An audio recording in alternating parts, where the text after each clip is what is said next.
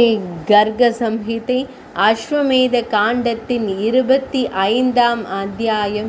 அனுசால்வன் பிரத்யும்னனுக்கு பரிசுகளுடன் ஒரு குதிரையை வழங்குவதும் அதை பால்வலன் எனும் அசுரன் கடத்தி செல்வதும்.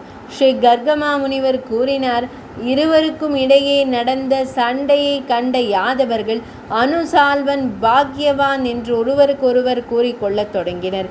எதிரி வீரர்கள் கதன் ஒரு சிறந்த வீரன் என்று தங்களுக்குள் விவாதிக்க தொடங்கினர்.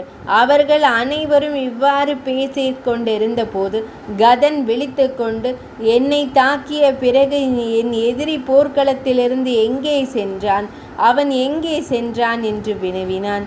இவ்வாறு கூறி அவன் அனுசால்வனின் கரத்தை பிடித்து கோபமாக இழுத்து கொண்டு அனிருத்தனின் அருகில் நின்றான். அவர் பலமாக தாக்கினார். அனுசால்வன் முகம் குப்புற விழுந்து மயங்கி போனான். இதை கண்ட அனிருத்தனே அவன் மீது நீரை தெளித்து அவனை மீண்டும் சுய நினைவிற்கு கொண்டு வர பாத்திரத்தை கலக்கினார். அதே கணத்தில் அசுரேஸ்வர அனுசால்வன் மயக்கத்திலிருந்து விழித்து மேகம் போல் கருமையான பேரழகன் பகவான் ஸ்ரீ கிருஷ்ணரின் பேரனை தன் முன் கண்டு அவரை வணங்கி, அனிருத்தா, கிருஷ்ணரின் பேரனே, பகவான் ஸ்ரீ கிருஷ்ணச்சந்திரனின் வழி தோன்றலே, நீங்கள் என் உயிரை காப்பாற்றியுள்ளீர்கள். எனவே நான் செய்த குற்றத்தை மன்னியுங்கள். சத்தியம், உணர்வு மற்றும் ஆனந்தத்தின் வடிவமான வாசுதேவ பெருமான் என்று கூறினார். இதுவே எனது வணக்கங்கள். சங்கர்ஷ்ணருக்கு வணக்கங்கள், பிரத்யும்னனுக்கு வணக்கங்கள், அனிருத்தனுக்கு வணக்கங்கள். உங்கள் குதிரையை எடுத்து கொள்ளுங்கள், அதை பாதுகாக்க நான் உங்களுடன் வருவேன். இவ்வாறு கூறி அவன் நகரத்திற்கு சென்று குதிரையை அனிருத்தனிடம் திருப்பிக் கொடுத்தான். மேலும் அவனுக்கு 10,000 யானைகள், 1,00,000 குதிரைகள், 50,000 தேர்கள் மற்றும் 1000 பெண் படை வீரர்களையும் வழங்கினான். அரசர்களிலேயே சிறந்தவனே, இவற்றுடன் அரசன் அனுசால்வன் 1000 ஒட்டகங்கள், 1000 பசுக்கள், காட்டுப்பசுக்கள் அல்லது கத்ரோஜ் மாவட்டத்தில் அடைக்கப்பட்ட 2000 சிங்கங்கள், 1000 வேட்டை நாய்கள், 1000 கூடாரங்கள், திரைகள், 1,00,000 நாணேறும் வில் நான்கள், 10,000 திரைகள், 1,00,000 பால் தரும் பசுக்கள், 1000 எடை தங்கம், 4,000 எடை வெள்ளி மற்றும் 1 எடை முத்துக்களையும் அனிருத்தனுக்கு வழங்கினான். பின்னர் அனிருத்தன் மிகவும் மகிழ்ந்து அவனுக்கு இரத்தினங்கள் பதித்த ஒரு மாலையை வழங்கினான். அனுசால்வன் தனது ராஜ்யத்திற்கு சிறந்த செயலாளரை நியமித்தார். அவரே யாதவர்களுடன் இணைந்து மற்ற நாடுகளுக்கும் சென்றார். பூபதே, பின்னர் காணாமல் போன இரத்தினங்கள் மற்றும் தங்கத்தால் ஆன ஆபரணங்களால் அலங்கரிக்கப்பட்ட அந்த குதிரையை சுற்றி வீரர்கள் நிறைந்திருந்த மற்ற குதிரைகள் இருந்தன. அவர் பல்வேறு நாடுகளுக்கு சென்று வர தொடங்கினார். அனுசால்வன் தோற்கடிக்கப்பட்டார். யுவனாஷ்வா மற்றும் பீஷன் ஆகியோரும் தோற்கடிக்கப்பட்டனர். இதனை கேட்டதும் மற்றொரு மண்டலேஸ்வரர் நரேஷ்னி ஆனார். அவர் தன் இடத்திற்கு வந்த பிறகும் அந்த குதிரையை பிடிக்கவில்லை. பேரரசே, இப்படி சுற்றி திரிந்த அந்த குதிரை 6 மாதங்கள் செலவிட்டது. அது கடந்து விட்டது. அதே அளவு மீதம் உள்ளது. நரேஸ்வரரே, மணிப்பூர் மன்னனும் இரத்தினபுர ஆளுநரும் தோடாவை பிடித்தனர். ஆனால் அனிருத்தனுக்கு பயந்து அவனை விட்டுவிட்டான்.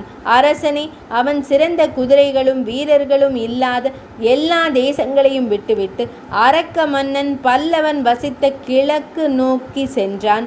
நாரத மாமுனிவரின் வாக்கிலிருந்து யாக குதிரையை குறித்த செய்தியை கேட்ட அந்த அசுரன் நைமிசாரண்யத்திற்கு சென்றான். அவன் யாகத்தை அழித்துவிட்டு தன் நகரத்திற்கு திரும்பினான். வழியில் பிரயாக தீர்த்தத்தில் திரிவேணியின் நீரை அருந்தி கொண்டிருந்த அந்த யாக குதிரையை அவன் கண்டான். அரசனே, அதனை கண்டதும் பல்வாழ் பகவான் ஸ்ரீ கிருஷ்ணரை பொருட்படுத்தாமல் விரைந்து சென்று அதை பிடித்தான்.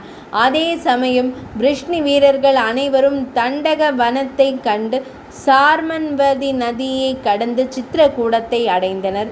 அங்கே பகவான் ஸ்ரீராமரின் புனித தலத்தில் தானமளித்த பின்னர் அவர்கள் அனைவரும் குதிரையை பின்தொடர்ந்து புனித தலங்களின் அரசனான பிரயாகைக்கு வந்தனர்.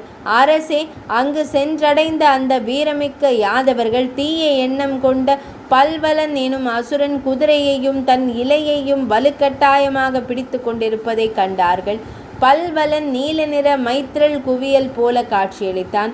அவனது உடல் 2 யோஜனை உயரம் இருந்தது.